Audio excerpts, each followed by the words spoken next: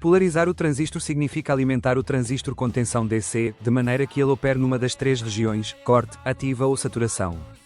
Neste estudo, vamos analisar a polarização em emissor comum. Neste modelo é aplicada uma tensão na base, entre base e emissor, e uma tensão no coletor, entre coletor e emissor. Portanto, o terminal comum entre ambos é o emissor, daí a designação é C. Repare ainda que, quando falamos em aplicar uma tensão, a mesma não pode ser simplesmente colocar uma fonte de tensão diretamente conectada ao transistor. É necessário fazer um casamento de tensões, e, por isso, entre as fontes e o transistor existe sempre uma resistência. Uma vez que é na base que se intervém para conseguir que a corrente no coletor seja modificada, vamos chamar a malha base emissor a malha de entrada e a malha emissor coletor, a malha de saída. Na figura é mostrado a análise de cada uma das malhas. Portanto, na malha de entrada, VBB igual a RB vezes IB menos VBE. Note que VBE é uma tensão praticamente estável de 0,7 V. Isso permite fazer a análise da malha de entrada com relativa facilidade.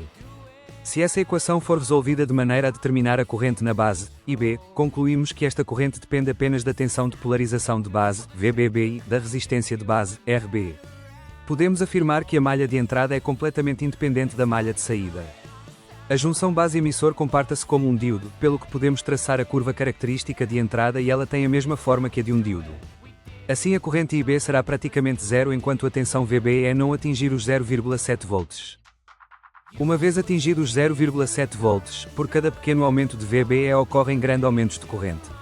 Mas, a forma corrente de entender o que se passa deve ser feita de outro modo. Temos antes que pensar que a tensão VBE é uma consequência da corrente de base, corrente essa que podemos controlar. De outro modo, o que controlamos é a corrente na base e não a tensão base-emissor. Vamos então dizer, com correntes IB próximos de zero a tensão VBE será sempre inferior a 0,7 volts. Aumentando a corrente de base vai ocorrer um instante em que a tensão VBE atinge 0,7 volts. Nessas condições a corrente de base, não sendo zero, é ainda um valor muito pequeno. A partir daí, aumentando a corrente, a tensão já pouco aumenta, portanto, independentemente da corrente da base, pouco subirá para além dos 0,7 volts. Vamos agora analisar a malha de saída. A equação da malha será VCC é igual a RC vezes IC mais VCE. Por outro lado, sabemos que a corrente de coletor depende de beta, ou seja, do ganho de corrente do transistor e da corrente de base. Então o comportamento da malha de saída depende do comportamento da malha de entrada. Se pensarmos, faz todo o sentido. O que queremos de um transistor é controlar a corrente no coletor, em função de uma corrente aplicada na entrada, ou seja, na base. Vamos analisar a curva característica de saída. Primeiro que tudo, a corrente de coletor depende da corrente de base e por isso, são apresentadas várias curvas, sendo que cada uma delas corresponde a um valor de IB. Por outro lado, para pequenos valores de VCE e para pequenos incrementos desta tensão ocorrem grandes aumentos de corrente no coletor. A partir de um dado valor de VCE, a corrente de coletor muda de comportamento, ou seja, aumentando VCE o aumento de corrente é muito pequeno. Mas vamos pensar de outra maneira. Quando modificamos a corrente na base, modificamos a corrente no coletor. Na malha de saída, a tensão de polarização do coletor, VCC, e a resistência de coletor, à partida são fixas. Assim, variando a corrente de coletor, o que pode também variar na malha de saída é a tensão VCE. Essa sim, é dinâmica. Repare que se a corrente de coletor for zero, pela análise da malha de saída, concluímos que a tensão VCE vai ser igual à tensão de polarização do coletor. Na imagem esse ponto está marcado como sendo o ponto de corte. Aí a tensão VCE é máxima e a corrente de coletor, como já dito, é zero. Por outro lado, aumentando a corrente de coletor, a tensão VCE é forçada a diminuir. Uma vez mais estamos apenas a recorrer à lei das malhas para esta análise. Retenha que a tensão VCE está a ser imposta pelo circuito de polarização. Continuando a aumentar a corrente de coletor, a tensão VCE continua a diminuir e vai existir um momento em que essa tensão será praticamente zero. A partir daí a corrente de coletor já não aumenta mais. Não é possível, porque VCE também não pode diminuir mais. Foi atingido o ponto de saturação. Portanto, o ponto de saturação é aquele em que a corrente de coletor é máxima e a tensão VCE é zero. Vamos pensar que a corrente de coletor aumentou, porque aumentamos a corrente de base e por isso, existe um valor de corrente na base que coloca o transistor no ponto de saturação.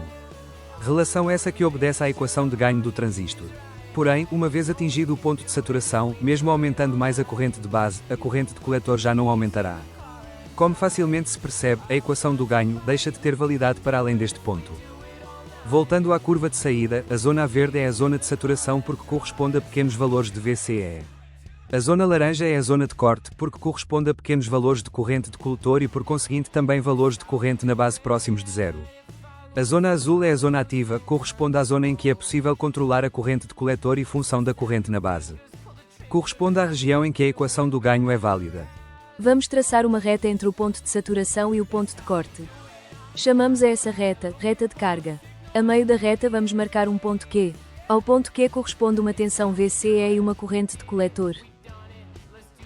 Sobre este ponto, está a curva característica de saída correspondente a uma dada corrente de base, corrente essa que, como sabemos, está correlacionada com a corrente de coletor.